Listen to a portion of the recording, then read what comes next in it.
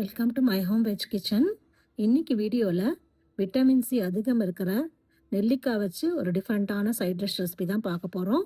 சாதத்துக்கு ஒரு அருமையான சைட் டிஷ் ரெசிபின்னு சொல்லலாம். இதில் ஒரு சிறப்பு அம்சமும் இருக்குங்க. இந்த வீடியோவை நீங்கள் கடைசி வரைக்கும் பார்த்தா உங்களுக்கே புரியும். அதனால் தொடர்ந்து ஸ்கிப் பண்ணாமல் இந்த வீடியோவை பாருங்கள். இப்போ நெல்லிக்காய் சைஸ் புளி எடுத்து நல்லா வெந்நீரில் ஊற போட்டிருக்கேன். இப்போ நம்ம நெல்லிக்காய் நல்லா இந்த மாதிரி பெருசு பெருசாக கட் பண்ணி வச்சுக்கலாம்.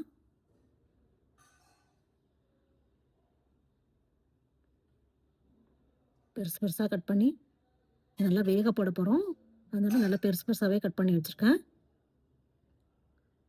இப்போ நான் ஒரு வாணலி வச்சுருக்கேன். இதில்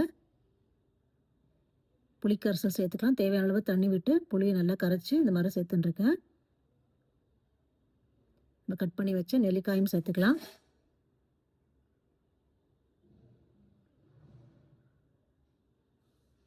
எல்லாம் நல்லா மிக்ஸ் பண்ணி விட்டு கொஞ்சமாக மஞ்சள் பொடி சேர்த்துக்கிறேன்.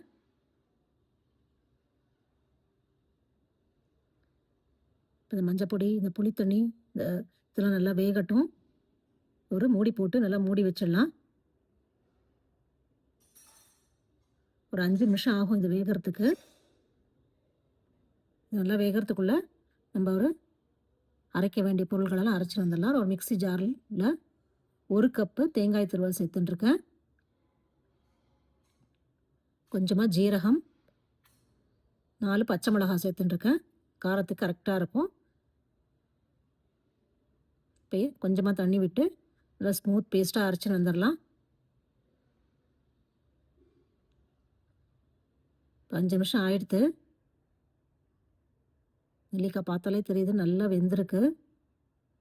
இந்த மாதிரி கொஞ்சமாக கரண்டியை எடுத்து கையால் நல்லா மசிச்சு பார்த்தாலே தெரியுது நல்லா நெல்லிக்காய் நல்லா வெந்திருக்கு.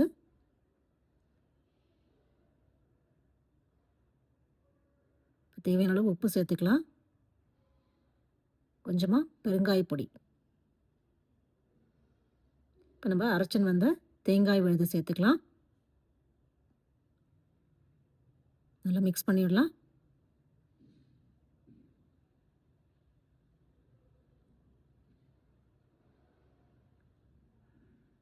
தேங்காய் விழுது சேர்த்து நல்லா மிக்ஸ் பண்ணியாச்சு. இப்போ கொஞ்சம் கெட்டியாக இருக்கிற மாதிரி இருக்குது. கொஞ்சமாக தண்ணி சேர்த்துக்கலாம். மிக்ஸி ஜாரில் இருக்கிற தண்ணியை சேர்த்துக்கலாம். இப்போ ஒரு மூடி போட்டு ஒரு 2 நிமிஷம் நல்லா இந்த மசாலாலாம் சேர்த்துருக்கோம் இல்லையா, நல்லா கொதிக்கட்டும். 2 நிமிஷத்துக்கு அப்புறம் நல்லா கொதிச்சிருக்கு. இப்போ நம்ம கடைசியாக இறக்கிறதுக்கு முன்னாடி கொஞ்சமாக வெல்லம் சேர்த்துக்கலாம். அருமையான நெல்லிக்காய் புளிப்பச்சடி ரெடி. இதில் என்ன ஒரு சிறப்பு அம்சம்னு பார்த்தீங்கன்னா அறுசுவையும் இருக்குங்க இதில். இப்போ நான் ஒரு தடுக்கா பேன் வச்சுருக்கேன். இதில் கொஞ்சமாக தேங்காய் எண்ணெய் சேர்த்துக்கிறேன். தேங்காய் எண்ணெய் தான் இது நல்லா கெட்டியாகிடுது வின்டர் சீசன்னால். கடுகு, கொஞ்சமாக வெந்தயம் சேர்த்துக்கிறேன். காரத்துக்கு 2 மிளகா வத்தல், கொஞ்சமாக கருவேப்பிலை. இப்போ நம்ம தாளிச்சதெல்லாம் சேர்த்துக்கலாம்.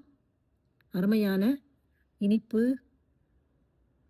உப்பு, காரம், கசப்பு, துவர்ப்பு, புளிப்பு எல்லாம் சேர்ந்த அறுசுவையான நெல்லிக்காய் புளிப்பு பச்சடி ரெடி. நீங்களும் ட்ரை பண்ணி பாருங்கள் ஃப்ரெண்ட்ஸ். பார்த்துட்டு கமெண்ட்ஸ் போஸ்ட் பண்ணுங்கள், லைக் பண்ணுங்கள், ஷேர் பண்ணுங்கள். நம்ம மை ஹோம் வெஜ் கிச்சன் சேனலை சப்ஸ்கிரைப் பண்ண மறக்காதீங்க. அடுத்து ஒரு இன்ட்ரெஸ்டிங்கான வீடியோவில் பார்க்கலாம். Thank you friends.